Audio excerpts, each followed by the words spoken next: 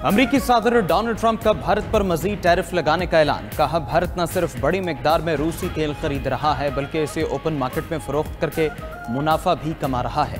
भारत को यूक्रेन में होने वाली हलाकतों की कोई परवाह नहीं, इसी वजह से भारत पर अब मजीद टैरिफ आयद करेंगे। दूसरी जानिब सदर ट्रंप का 32वीं बार पाक भारत जंग बंदी का तस्करा। मीडिया से गुफ्तगू में ट्रंप ने कहा कि पाकिस्तान और भारत समेत बहुत से ममालिक में जंगें रुकवाई, भारत और पाकिस्तान के मसले का हल निकाला। मैं अब तक 5 जंगें खत्म करवा चुका हूं।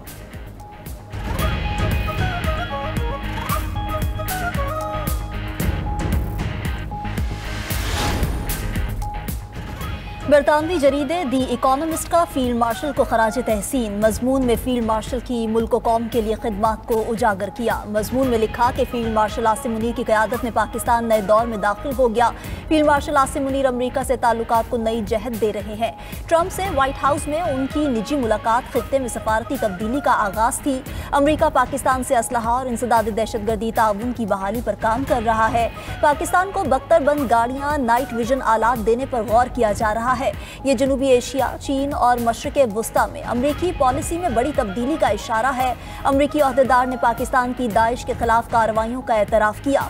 अमरीकी पॉलिसी साज भारत की तकरीबी सरगर्मियों का जायजा भी ले रहे हैं। आलमी सफारतकार और सरमायाकार बराह रास्त फील्ड मार्शल से राब्ते में हैं। सदर ट्रंप के करीबी हल्के पाकिस्तान के क्रिप्टो और माइनिंग सेक्टर्स में सरमायाकारी में दिलचस्पी रखते हैं।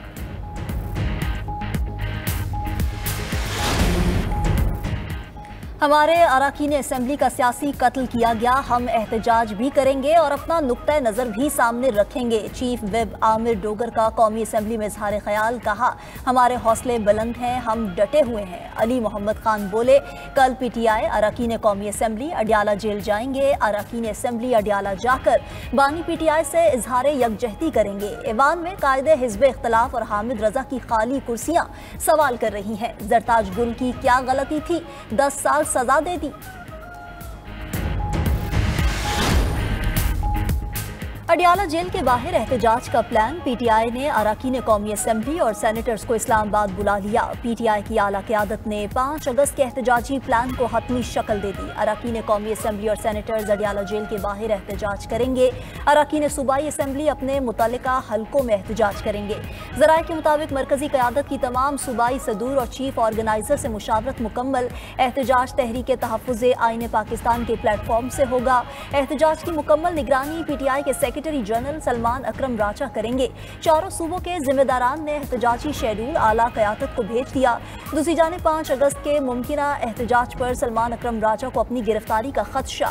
PTI के जनरल सेक्रेटरी ने इस्लामाबाद हाई कोर्ट से रुजू कर लिया। सलमान अकरम राजा की अपने खिलाफ दर्ज मुकदमात की तफसीलात फराहम करने की दरख्वास्त।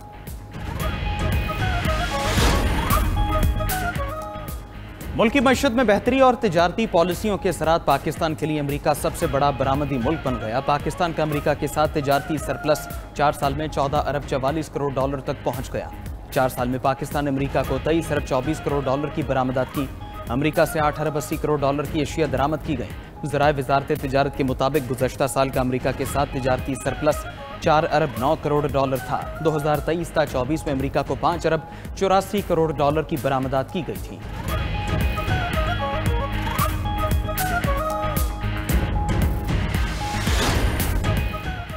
कौमी क्रिकेट टीम के फास्ट बॉलर हारिस रऊफ का विकेट लेने के बाद जश्न मनाते हुए नराला डांस वायरल। हारिस रऊफ ने वेस्टइंडीज के बल्लेबाज जूल एंड्रयू को आउट करके सोशल मीडिया ट्रेंड और फार्मिंग डांस स्टेप्स करके जश्न मनाया, जो सोशल मीडिया सार्फिन को भा गया।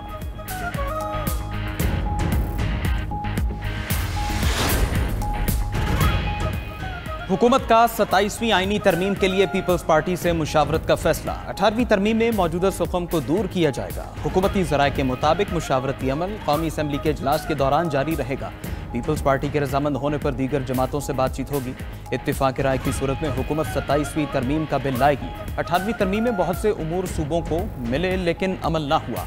सूबों को माली खुद मुख्तारी देने के मामले पर भी तरमीम तजवीज़। बल्दियाती हुकूमतों के इख्तियारात और NFC वार्ड में विफाक का हिस्सा बढ़ाने से मुतालिक भी तरमीम तजवीज़ की जाएगी।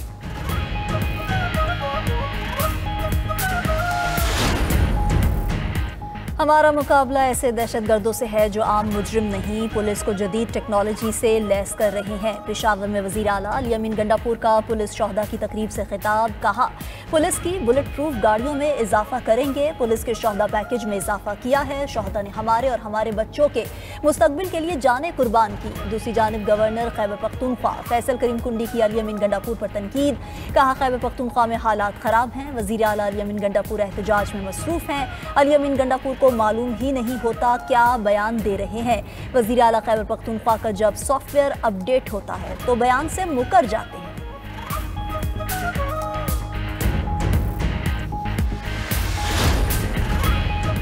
चीफ जस्टिस पाकिस्तान याहिया आफरीदी का सिंध हाई कोर्ट का दौरा। Chief justice Sindh high court Junaid Ghaffar की अदालती कॉम्प्लेक्स मंसूबे पर ब्रीफिंग।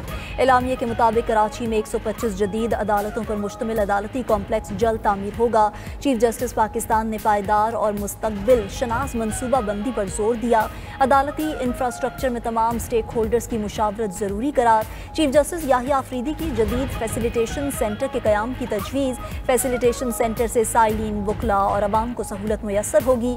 चीफ जस्टिस पाकिस्तान ने कहा कि अदालती निज़ाम की डिजिटल ऑटोमेशन का अमल जारी है। Lieutenant general retired Mohammad Saeed chairman वापडा तैनात। वज़ीर आज़म ने तैनाती की मंजूरी दे दी। वज़ीर आज़म शहबाज शरीफ से lieutenant general retired Mohammad Saeed की मुलाकात में नायब वज़ीर आज़म और वज़ीर ख़ारजा इसहाक़ डार भी शरीक थे। शहबाज शरीफ ने कहा उम्मीद है मोहम्मद सईद बतौर चेयरमैन वापडा ऐसे तरीके से फ़राइज़ सर अंजाम देंगे। दूसरी जानिब ग्रेड 21 के मिर्ज़ा फ़रहान बेग डीजी नैब लाहौर तैनात। जारी नोटिफिकेशन के मुताबिक मिर्ज़ा फ़रहान बेग को 3 साल के लिए डीजी नैब तैनात किया गया है। चेयरमैन नैब की मंजूरी से तैनाती की गई है।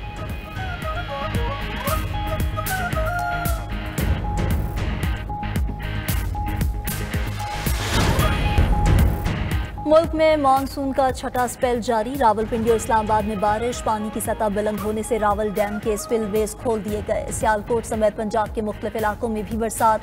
मुल्क के बेशतर इलाकों में आज से तेज हवाओं के साथ बारिश मुतवक्के। बारिशों का सिलसिला 7 अगस्त तक जारी रहेगा। 5 से 10 अगस्त तक मुल्क भर में दरियाओं में सैलाबी सूरत हाल का खतरा। NDMA के मुताबिक जहलम, चनाब, काबुल समेत तमाम बड़े दरिया भर सकते हैं। तमाम दरियाओं में दरमियाने से ऊंचे दर्जे के सैलाब का खदशा। गिलगित बल्तिस्तान में शदीद सैलाब का इम्कान। हुंजा, शिगर, खुंजराब और दीगर इलाकों के मुतासिर होने का इम्कान है।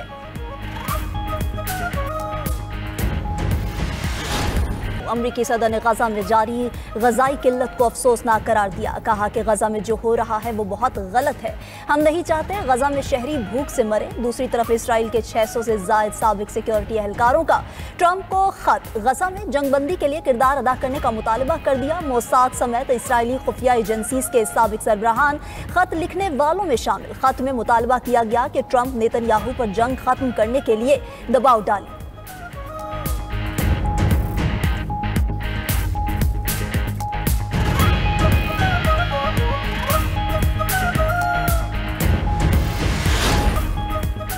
इसराइल से जंग के बाद ईरान अपना दिफा मजबूत करने लगा। ईरानी हुकूमत ने नेशनल डिफेंस काउंसिल के क़याम की मंजूरी दे दी। खबर एजेंसी के मुताबिक ईरान की फौजी सलाहियतों को मरकजी सतह पर मुनज़्ज़म करने के लिए दिफाई मंसूबों का जायजा लिया जाएगा। नेशनल डिफेंस काउंसिल सदर मसूद पेज़ेश्कियान की सरबराही में काम करेगी।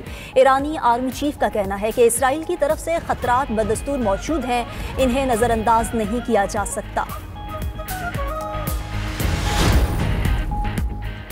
यमन के साहिल के करीब कश्ती उलटने से 68 तारकीन वतन हलाक, 74 लापता हो गए। खबर एजेंसी के मुताबिक तारकीन वतन की 54 लाशें खानफर के साहिल पर मिली हैं। कश्ती में 154 इथोपियन शहरी सवार थे। खराब मौसम की वजह से कश्ती समुंदर में डूबी।